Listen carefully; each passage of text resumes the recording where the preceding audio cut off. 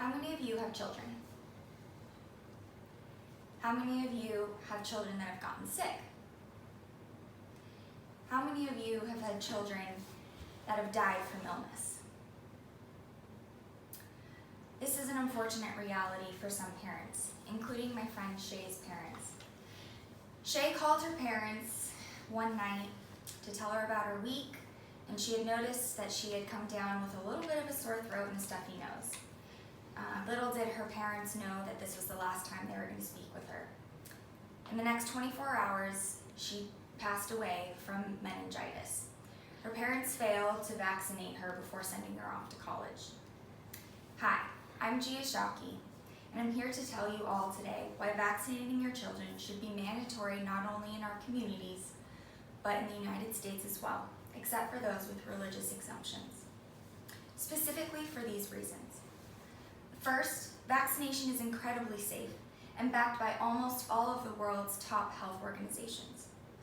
Second, vaccines protect the herd or the community. And third, vaccinating entire populations is actually more cost-effective than treating illness. Being as that I'm an aspiring pediatric nurse and have had years extensively researching this topic, I feel qualified to report the research I've done. I myself am a product of immunization, as my parents followed a very timely vaccination schedule. This relates to us all because we all either have children, plan to have children, or would like to live long, healthy lives. This brings me to my first argument, which says that vaccines are safe and beneficial for most. In order to understand how vaccines are beneficial, you need to know how the body reacts to a vaccine. Scientists genetically modify pathogens, which are the diseases that infect your body. They make these diseases less virulent or less potent. Then they create a cocktail known as a vaccine, which is inserted into the patient's bloodstream. Patient's body recognizes it as a foreign substance and sets off a cascade of immune responses. One of the most important immune responses is the triggering of memory B cells. Memory B cells are like little playbooks that recognize pathogens and say step-by-step materials and instructions on how to beat that disease. So if you were ever to come in contact with that pathogen again, your body knows exactly how to deal with it. This is a vaccine. If the pathogen is in the body again, your body will fight it immediately. There are many types of vaccines for people, including live attenuated vaccines or DNA plasmids. There are many vaccines for different types of immunological people. It's important to know that not every vaccine makes it to market.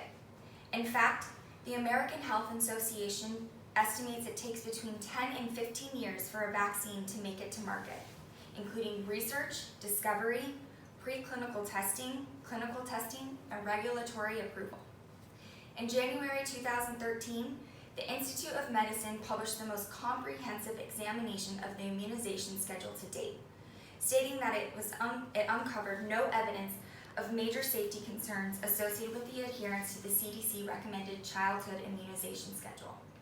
This was in response to the MMR vaccine autism linkage scare. There are trace dangerous materials in vaccinations. In fact, the Center for Disease Control reports that there's more aluminum in mother's breast milk than there are in a full round of vaccinations. Breast milk is the most natural thing a human consumes, and arguably vaccines are even more healthy than human breast milk. Immunization is endorsed by the CDC, the FDA, UNICEF, World Health Organization, and American Academy of Pediatrics, just to name a few. The best and brightest in our community have come together and combined their research to enhance children's health, and all children should be protected against any potential health threat. The human body is susceptible to any type of pathogen. Now that I have explained the research behind immunizing, let's discuss how disease and vaccinations affect communities as a whole. Now suppose I were to set up a triangular displays of dominoes. What would happen if I were to knock the first domino down? Let's take a look.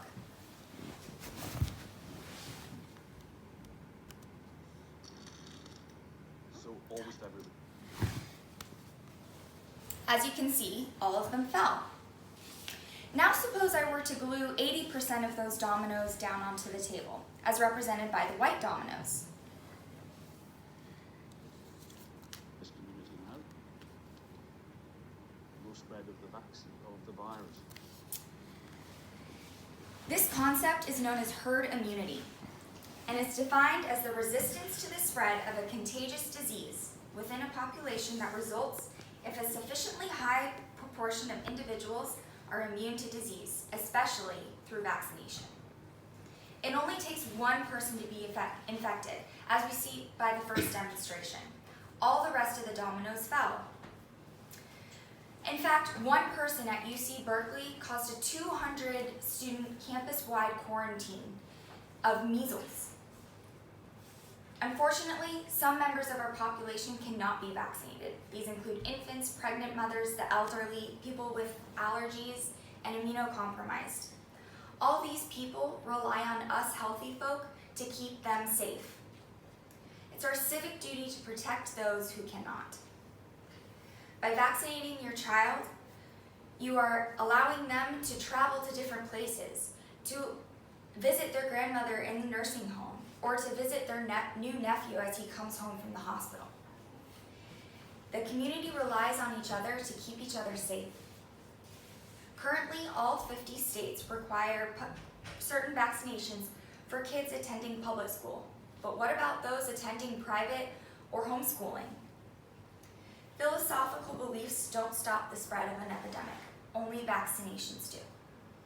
In fact, the World Health Organization states that states with policies that make it easy to exempt children from school immunizations were associated with a 90% higher incidence of whooping cough in 2011.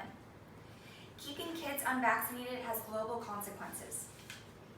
After telling you the natural benefits of vaccinations and the organizations that endorse them, and the community obligation to health, I want to further reinforce the ease and accessibility of immunization.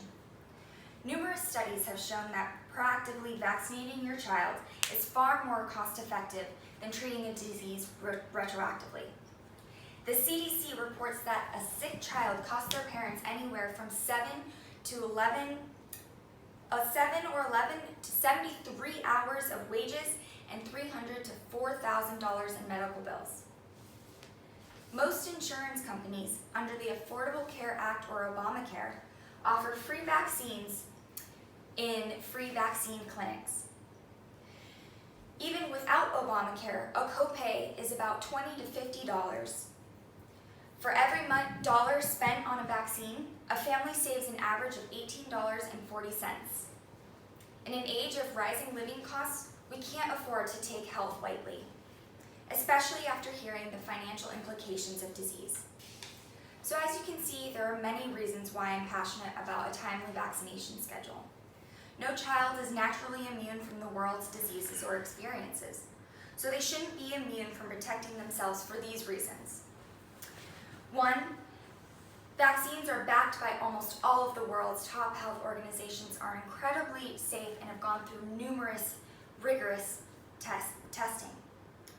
Vaccinations keep our communities safe and protect the herd in our communities that cannot keep themselves safe. And 3, immunity is more cost-effective than retroactively treating disease. As a parent, it's your responsibility to keep your children safe. The easiest step in doing this is protecting their health with a timely vaccination schedule. Don't limit the experiences they can have. There's a reason people say that the greatest wealth in life is your health. Let's come together and protect our generations and community. Thank you for your time, and if you have any questions, please let me know. Grazie mille.